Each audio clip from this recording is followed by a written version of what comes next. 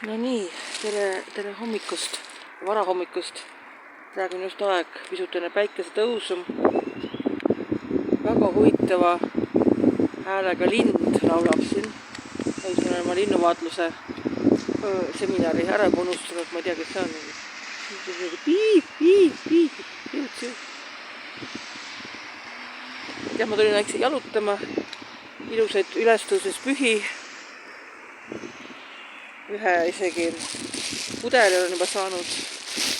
Nii et ma ei käi jalutamas, et tarrat korjan tarrat vist tee veel ette ja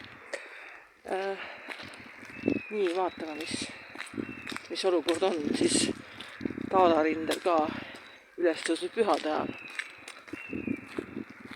Aga hästi kena lind ja vares haakas lõppu.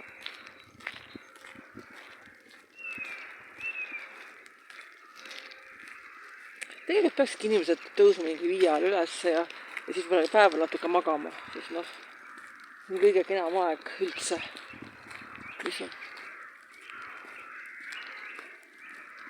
Kõige võimsam aeg on, mis jääb koidust päikesetõusule, nagu praegu.